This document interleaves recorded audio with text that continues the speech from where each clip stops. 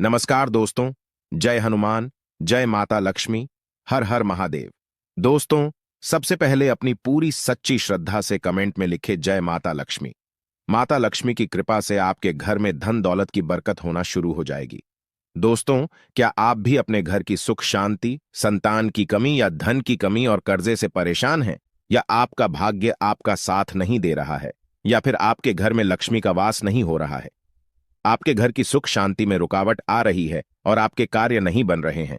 तो दोस्तों, आज की इस वीडियो में एक बहुत ही महत्वपूर्ण जानकारी देने वाले हैं। जो भी महिलाएं रात में अपने पति के साथ सोती हैं, उन महिलाओं के लिए यह जानकारी बहुत ही जरूरी है। दोस्तों, जो महिलाएं अपने पति से नाराज रहती हैं या अपने पति के साथ नहीं सोती है, तो इस वीडियो को नजरअंदाज बिल्कुल भी मत कीजिएगा। इस वीडियो को आप लोग भी अंत तक जरूर देख लीजिए, क्योंकि यह महत्वपूर्ण वीडियो आप सभी के लिए बहुत ही ज्यादा महत्वपूर्ण है। इसलिए इस वीडियो को अंत तक देखें। चलिए वीडियो शुरू करते हैं। उससे पहले, हे लक्ष्मी माता जी, जो भी आपके इस चैनल को सब्सक्राइब करें तो उसके घर में धन दौलत की कमी ना हो और उसका परिवार सदैव हंसता मुस्कुराता कुशल मंगल रहे।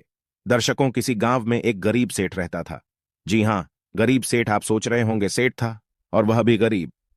ये दोनों विरोधाभासी शब्द एक साथ कैसे? ये सब भाग्य का खेल है। दोस्तों, हर इंसान के जीवन में कभी उतार कभी चढ़ाव आते हैं। उसी तरह दयाराम सेठ भी किसी जमाने में बहुत अमीर हुआ करता था और वह खूब दान धर्म और पुण्य भी किया करता था। लेकिन समय पलटा और वह धीरे धीरे अपना धन खोता गया और आखिरकार आज इस हालत में पहुंच गया कि लोग उसे गरीब सेठ के नाम से जानने लगे। लेकिन वह कहते हैं ना कि अच्छे कर्मों का फल देर सवेर ही सही, मिलता जरूर है। ऐसा ही कुछ इस गरीब सेठ के साथ भी होने वाला था। जिस गांव में यह सेठ रहा करता था, वहां पर एक बार राजा के लोगों ने ऐलान किया कि जिसने भी अच्छे काम किए हैं, वह अपने अच्छे काम गिनवाकर राजा से उसके बदले में जो भी उसका मन हो राजा से लेकर जाए। इस ऐलान को सेठ की पत्नी ने सुन लिया। सेठ की पत्नी बहुत खुश हो गई, क्योंकि वह जानती थी कि अपने अच्छे दिनों में सेठ ने अनगिनत पुण्य के काम किए हैं। यह बात जब पत्नी ने सेठ को बताई तो सेठ भी खुश हो गया और बोला, अगर ऐसा है तो फिर हमें बहुत बड़ा इनाम मिलना चाहिए, क्योंकि हमारे अच्छे कामों की सूची बहुत बड़ी है। अगले दिन सेठ सुबह सुबह 4 रोटियां बांधकर राजा के महल की तरफ चल पड़ा। सेठ के घर से राजा का महल काफी दूर था। सफर लंबा था। आधे रास्ते में पहुंचने के बाद सेठ काफी थक गया। सेठ एक पेड़ की छांव के नीचे बैठकर आराम करने लगा और वहीं पर अपने साथ लाई रोटियां खाने की सोचने लगा। सेठ खाने की सोच ही रहा था कि तभी वहां पर उसके सामने एक गाय और उसके 2 बछड़े आए। सेठ के हाथों में रोटियां देखकर गाय और उसके बछड़े उसके सामने ही आकर खड़े हो गए और उनके हाव भाव से सेठ ने समझ लिया कि वह भूखी है और सेठ से खाना मांग रही है। अपने अच्छे दिनों में सेठ के पास काफी गाय थी, इसलिए गायों का व्यवहार सेठ अच्छे से जानता था। सेठ की परिस्थिति भले ही अभी अच्छी नहीं थी, लेकिन सेठ का स्वभाव बिल्कुल भी नहीं बदला था।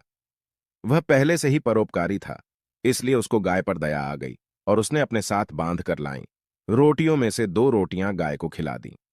कुछ ही क्षण में 2 रोटियां खाने के बाद गाय फिर से सेठ की तरफ देखने लगी तो सेठ के मन में विचार आया कि यह गाय ज्यादा भूख ही लगती है।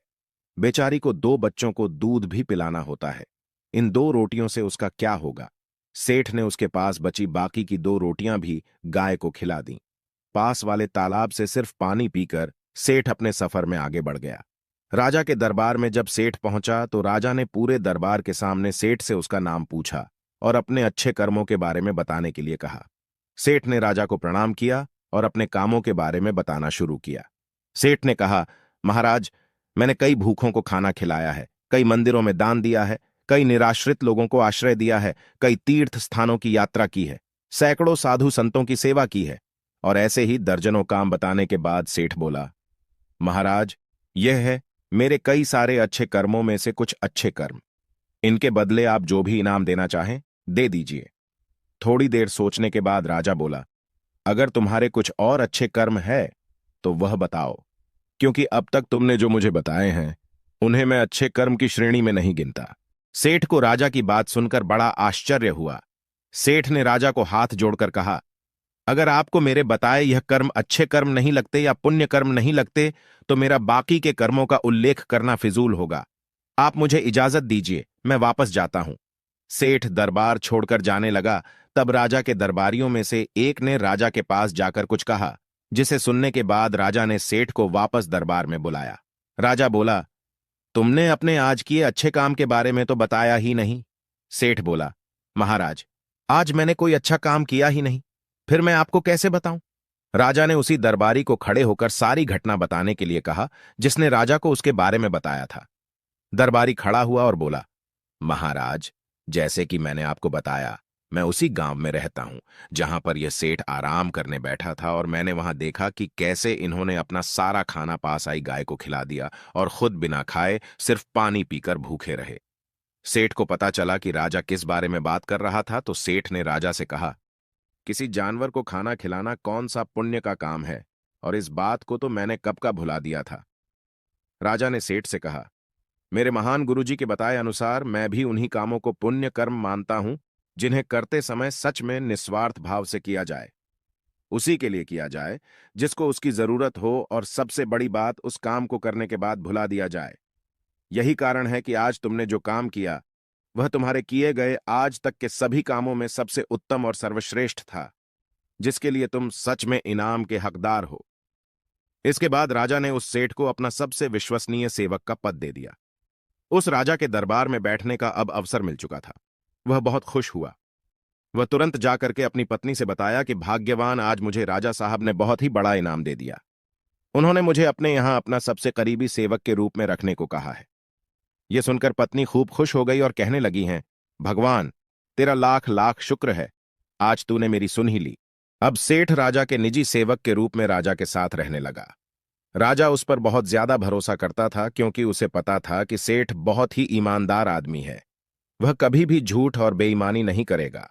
दरबार में जब भी कोई मुख्य कार्य होता तो वह कार्य राजा साहब उस सेठ को ही सौंपते, और राजा साहब का कार्य सेठ भी बड़ी ही ईमानदारी के साथ अपनी देखरेख में ही करवाता था।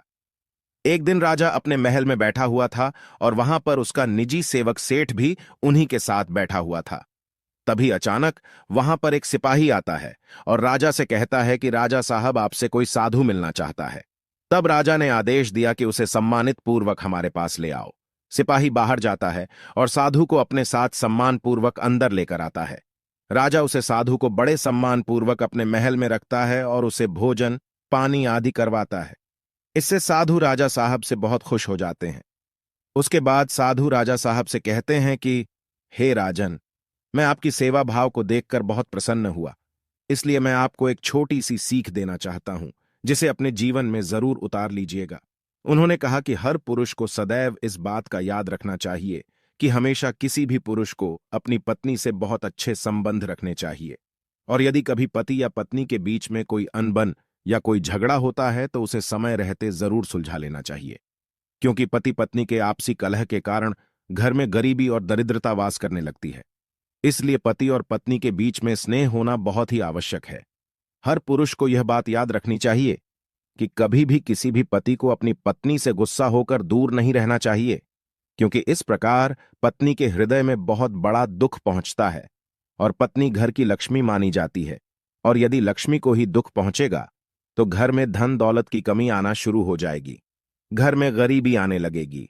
हर पति और पत्नी को सदैव पास रहकर एक साथ ही सोना चाहिए, क्योंकि एक साथ सोने से घर में धन दौलत और बरकत बढ़ती है, क्योंकि इससे माता लक्ष्मी भी प्रसन्न होती है। जब घर की लक्ष्मी प्रसन्न रहेगी तो माता लक्ष्मी जरूर प्रसन्न रहेंगी। इतना कहकर वह साधु राजा के राजमहल से चले जाते हैं।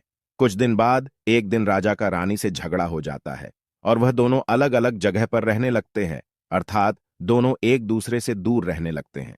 रानी अपने कक्ष में सोती थी, राजा अकेले अपने कक्ष में सोते थे, लेकिन रानी राजा को हर रात देखने के लिए उनके कक्ष में जरूर जाती थीं।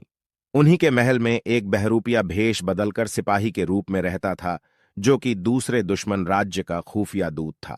जब उसे पता चलता है कि राजा और रानी के बीच इस समय झगड़ा चल रहा है, तो वह इसका फायदा उठाने की कोशिश करता है और राजा को मारकर सारा राज्य हड़पने की कोशिश करता है। एक रात वह अपने कुछ साथियों के साथ राजा को मारने के लिए उसके कक्ष में जाने को तैयार होता है, क्योंकि राजा अपने कक्ष में अकेला सोया हुआ था। उनके साथ उनकी रानी साहिबा भी नहीं थी। वह खुफिया दुश्मन दूत राजा साहब के कमरे में घुसा, और तभी उधर से रानी राजा को रात में देखने के लिए उनके कमरे की ओर आ रही थी। जैसे ही उन्होंने देखा कि कोई उन्हें मारने के लिए उनके कमरे में जा रहा है, तभी रानी ने पीछे से कुछ सिपाहियों को भेजकर उसे पकड़वा लेती है।